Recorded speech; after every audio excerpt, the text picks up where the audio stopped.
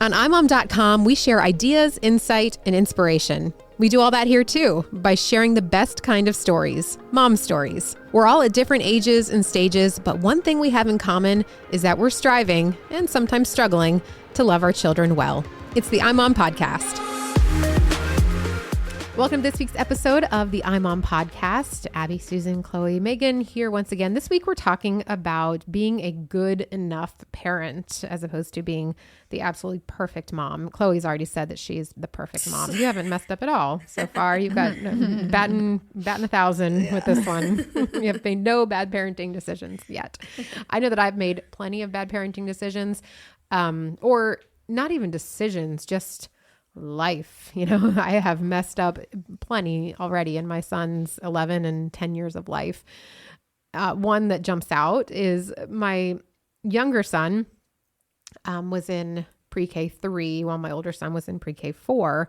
And we took them to their classrooms, and all the parents go to the little chapel to have orientation. And the pre-K 4 parents had to stay behind because there was like VPK, like information that we needed. All the pre-K 3 parents left to get their kids. My son somehow was the only kid in the 3-year-old program that also had a sibling in the 4-year-old program. And so one mom came and got her son. Another dad came and got his son. All the kids, one by one, started getting picked up by their parents. And my kid is left there by himself thinking, they've left me forever and I'm going to have to live at this preschool. Meanwhile, I'm just in the chapel. I'm listening to the 4-year-old program, you know, the lecture on that. And when that's over, I walk out and I see the teacher walking with him, holding his hand, and he's crying. And I still don't think he's gotten over that to this day. This is the same child that I've mentioned before. I'm traumatized. Has like cried at the beginning of the school year. He's in 5th grade this year. And I'm really hoping, you know, for no tears throughout the year. But that is not a proud parenting moment. I was not a perfect mom that day. I didn't mess up on purpose. I just was human, and it happened, and it hurt my kid. You know, it hurt him.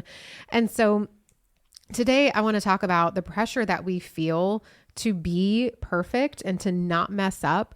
And really to give everyone a lot of peace about the fact that being good enough is actually better than being perfect, and that the occasional mess ups are actually pretty good for our kids. So first question I have for you guys is, do you feel pressure to be a perfect mom and to not mess up? Or are you just kind of like, meh, no? I definitely do. I don't know if it's because when you take the iMom personality assessment, I came out as a perfect. So on not that it told you it was perfect, but that was, if you haven't done the assessment, it's what you're striving to, like your personality style as a mom. Right. Can you explain, Megan, what that looked like? The assessment or the type? The type. Like, what is a perfect mom? Oh gosh, I can't remember. You like your Susan, house. Yeah, exactly. You like your house to be perfect. You're usually very focused on your child's academics. You make sure that they have everything they need. You're goal oriented, and if you throw a party, it's going to be perfect. Everything you do is I think executed well. I always like to personally do things 110%, and so I just have I'm not a perfectionist, but I do have a high standard for myself in doing things. And so I absolutely feel that pressure. And I also have the problem of I want it all. I want to work. I want to be a stay-at-home mom. I want to travel. I want to work for a nonprofit. I want to, I want to do everything, which doesn't always work. And so, but I want to try to make it work. And so when those things don't meet up, it can cause some friction. But anywho, back to kids, I absolutely feel that pressure. And so if something doesn't go well, or I feel like I failed my kids in one way or the other, sometimes they don't even notice, but I notice, and I just feel like I'm never doing a good job. Well, I think, and Chloe, I'm curious about this for you. I think that perfect mom, what you said, Megan, really is what it's all about. I'm going to be the perfect mom is the one that is the team mom and also is volunteering at school and has a full-time job to prove that she can do it and is a great wife and has the house all put together. And we need like 10 arms and 30 legs and 3 cars to be able to do all this. Like, do you feel, Chloe, like, I know you're at the point now where you want to come back to work, you want to be a working mom. Do you feel like there's like pressure on you to do that? And that might be some of the outside stuff that's contributing to that, or... Do I feel like there's pressure to come back? Well, I don't mean to talk about... Please come back, Chloe. I need you doing social media. You're so good. Don't leave me. Well, I mean, do you feel like in this point in your life where you're deciding, am I going to be a stay-at-home mom or a working outside the home mom, that there's pressure to that the perfect mom and that a good mom is the one that does go back to work? I don't know if I feel not. Yeah, I don't think I feel pressure. I think I feel purpose in my job though, and I do feel called to work. I do feel pressure.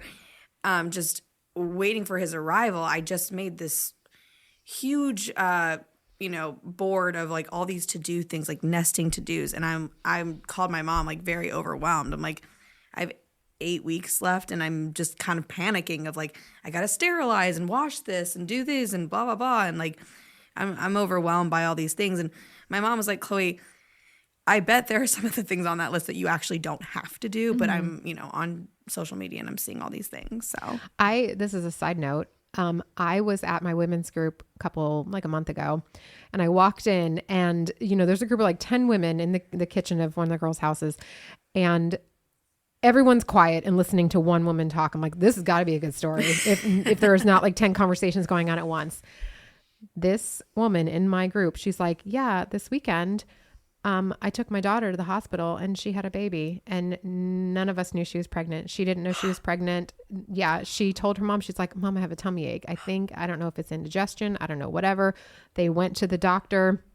They had no idea. The girl did not know she was pregnant. And even the doctor ran like the first preliminary round of tests. She had been getting her period for all these months. Yes. What? Yes. She had? She had. That's she crazy. had. And the Was doctor... she full term? Was the baby full term? It was born that day. That day they did not leave the hospital. I think I need like a biology lesson. How does that happen? I don't know. But my point is, all those things on your list probably don't have to happen. She didn't even know she was pregnant. She went to the hospital and she came home with a baby. So true. But you're blowing my mind. I know. I was like, that was a great story, by the way. Yeah. Like, way to go. You're really blowing Chloe's because she's felt a lot of pain during pregnancy. And I know. I can't imagine. Yeah, I cannot not either. But so we're talking about being not a perfect parent, being a good parent, and that's actually better for your child. And being a good enough parent is actually a term in the 1950s. Doctor called, his name is Dr. Donald Winnicott. He introduced this concept of the good enough mother. And it says that a mother's failure to, I love the word failure, a mother's failure to adapt to every need of her child helps them adapt to external realities. So when our kids are infants, we have to provide for their every need. As they get older, we try to keep doing this. We put this pressure on ourselves, or we let ourselves think that we have to keep providing every need, but they're not infants. So instead of helping them, it gets in the way of growth. So he says being good enough is better for your child than being perfect. And to me, that feels like a lot of grace and a big weight lifted off my shoulders. Yeah. That I'm allowed to not be perfect. And not only am I allowed, I'm encouraged because it's going to be better for my kids. Yeah, that's good. It makes sense. Well, this is like, I totally get that for being a mom. Some of mine is what are other people going to think? Like they come to my house and my house is a wreck. What are they going to think?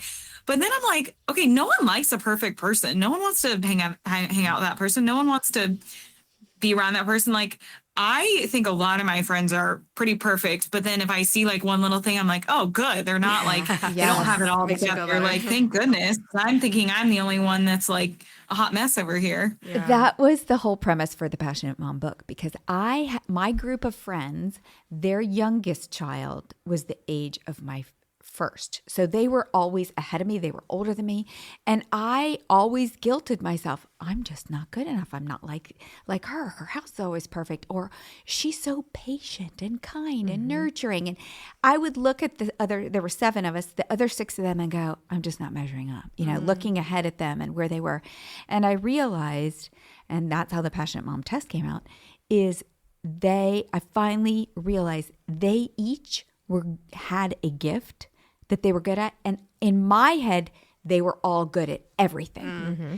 And I was trying to be all of them instead of realizing they're not that way. Like the one that has the perfect house is not the one that has all the kids over to play because it's not her thing. But if we need to do something, she's got it organized. The one that is in charge of everything, the strong mom, she was the one that we always called in an emergency because she would whip something together.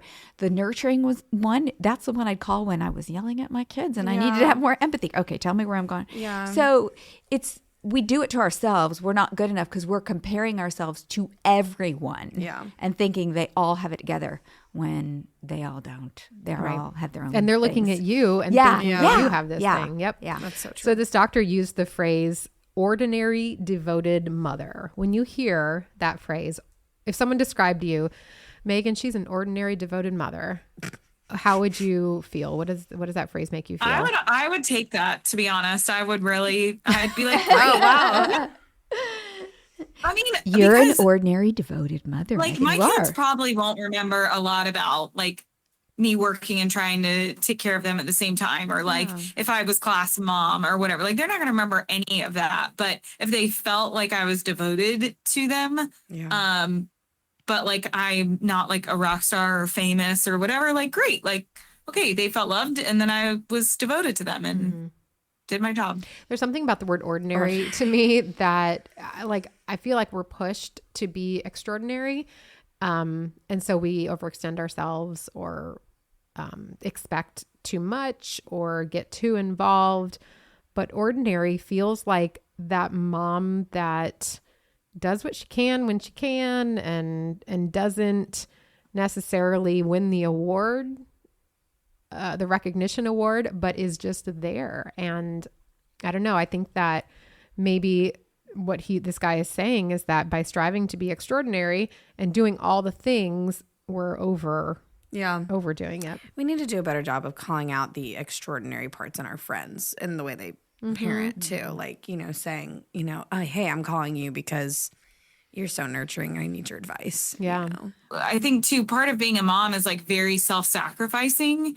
And so like, it's not, for me in my mind, it's not my time to shine. It's my kids. Like it is their world right now because they're very little and they need a lot of help and whatnot. And I saw Barbie this last weekend. So this will probably air much later than when Barbie came out, but I saw Barbie, and the best quote that hit home for me was toward the end.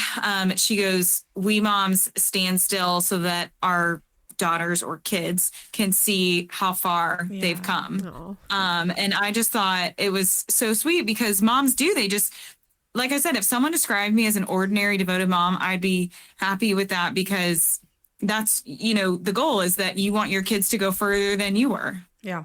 Well, and there's something about that word also that feels consistent, ordinary devoted feels like she's reliable. She's there for what her kids need, but not too much, not more than they need, Well, I will say, being on the other side of parenting, my adult kids have, at this age, I don't need gifts or whatever, often written me notes or what have you for my birthday, even my boys.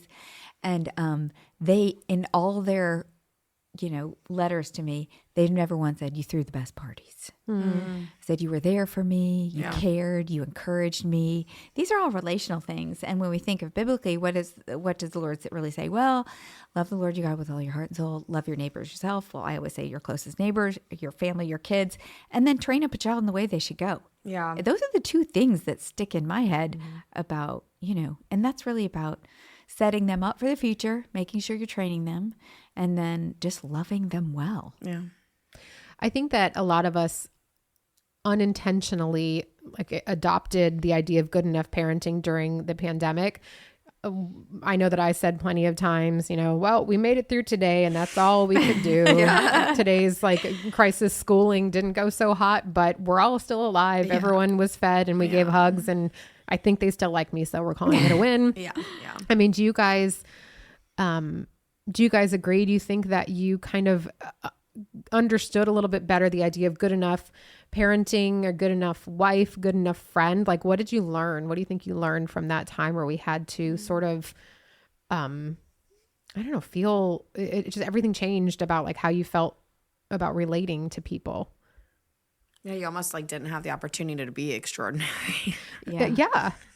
I think that's very true. For me, it wasn't COVID. It was when I adopted 2 older children. So with my 3, I call them the originals, we had it down, and we had parented them from birth, and everything was easy, and they were on tracks, in school and yada, yada. And then we adopted 2 older kids who were the same age as 2 of my kids, and I couldn't give them that attention. They had to learn to do more for themselves, because our 2 extra crispies, we call them, they needed the attention. They had not been parented, and they were 9 and 13. Why do you call them extra crispy? My dad came up with that. He's got a sense of humor. Like Kentucky Fried, he said the originals and the extra crispies. Oh, I don't know. He's just funny. And so, so the 3, all of a sudden I guilted myself. I wasn't giving them the attention. I didn't have their uniform clean or whatever. They had to get stuff done themselves, pack their own lunch. But it was really good for them. Yep. Yeah. And that's exactly what good enough parenting is. And that's a great segue, because I was going to move into like, what does this look like in real life? One of them is that, you're giving as much attention as you can give without it being where you're sacrificing the attention of another child or your spouse or what you need personally for yourself. Like one of my sons pulled out a tooth, and I was literally on the last page of the book I was reading, and he came in and he said, "Mom, I pulled out my tooth." This was not his first tooth. It was not a big deal. I was like, "That's awesome. I will come and help you in just a minute." And I finished the last page of my book, And so he learned right then that he's important to me, but he can be patient and he can wait for 2 minutes, and that the world does not revolve around him. Yeah. So maybe that's not like a proud parenting moment. I made my kid wait with his tooth in his hand, and he had to shove a cotton ball in the little bloody spot. I'm not going to brag about that to people, but that's good enough parenting. Yeah. Emotional support. You want to be able to always have the right answers for your kids when they're upset. Sometimes you just don't know what to say, and you don't have the words to say that make it all better. And so the good enough parenting is that they have to work through those feelings on their own. You can guide them, you can help them with the steps, but they might have to figure out for themselves that either I'm going to be uncomfortable and I'm going to be sad, or I'm going to come up with the answer on my own. Yeah. Which I really love. That's good. I think it also gives an appreciation. The child develops an appreciation for just the value of others. Like your son, oh, mom does stuff too, and that's important to her. That's good. Yeah. And I don't know, like sometimes when we make dinner at home and it's just a fend for yourself night, or you're on your own kind of night, that doesn't feel necessarily like proud parenting, but it is good enough, and because there's food in the fridge. Yeah. And so the perfect mom makes the square meal. Everyone sits down to the perfect tablescape and with napkins on their lap. The good enough mom says, if you need to eat popcorn tonight, because that's the thing you know how to make, go ahead and make it, and you'll become the best popcorn maker, in town. You're certainly going to have fend for yourself nights when they grow up and become adults. So if they're, you don't want them to grow up with the expectation that their spouse is always going to have this like perfect meal on the table, or that like they're not going to, there's going to be nights like that. So they've got to realize that from an early age. Yeah. You might have cereal for dinner when you're working and you're straight out of college, and that's all you can afford. Yes. I think that's why it's important sometimes too to even, be emotionally transparent. I had a really hard day at work. I'm so tired. Can one of y'all make something, or can you do something? And, it does help them see that their mom is good enough, but sometimes she needs help. That's being good. Good enough. I think sometimes I feel like I'm not measuring up to the perfect image when I am on Instagram, or I wonder if sometimes even people read an iMom article that sort of is the thing that they're insecure about, like I'll see, oh, well, she's so patient in how she disciplines. I look at that Instagram account and I'm like, oh, I should be more patient with how I discipline. I want to do that. But then I find myself more often saying, guys, I'm really sorry for the way I lost my cool. I should have been more patient with you. So like the good enough mom is the one that realizes this way that I disciplined, it's not the way that I really wanted to, but I'm not going to give up on you, kiddo. We're going to work on this. I'm going to apologize for the way that I acted. And we're going to grow together.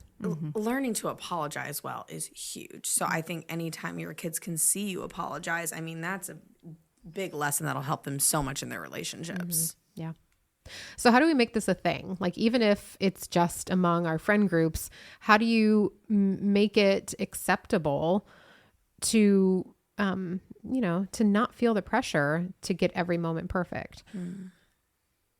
I think like what Chloe said earlier is like recognizing your strengths and your friends' strengths. And I think when people are down on themselves, not negating that they're, down or upset about something, but highlighting that like, okay, that might not be your thing. Like, you are really good at this though. And like, you need to really lean into that, because this is what you are really good at. And that's why I love the Passionate Mom test on iMom, is because it does kind of give you this clarity of like, okay, this is what I am good at. This is my thing. And I have friends that are these other things, which are their things, and that's what makes them who they are. And this is how we can help leverage each other. Well, the funny thing is that book really came from a speech I used to do. And I would do it at luncheons, big luncheons and stuff. And it always intrigued me that after women took the test, they usually would come to these things with their friends. They were never all one personality. In fact, they were always a mix. And that's because we tend to gravitate to people who have gifts other than what we have. And as friends, take advantage of that. Yeah. If you're the popular mom and you like can hang with the kids making a mess all over your house, then okay, everybody's always at your house. We're going to go, we'll help. I'll bring food, and celebrate each other instead of guilting ourselves that we're not like them. Yeah, that's good. Yeah, and I don't know if y'all feel like this, but I feel like today people are less willing to like ask for help from their friends and less willing to like offer help to their friends. I think people are to an extent, but I feel like that has declined a little bit in today's day and age. Do y'all feel like that, or is that just me? Because they're all trying to be perfect. Yeah. Yeah, it's hard to admit that you can't do it all. Right. And so you have to ask. Or just like, even if I'm like thinking of like throwing a birthday party, like there's a lot to do, and like husbands are not always like super helpful, and just or like they get like the I ice. have a friend who Or they're out by the pool.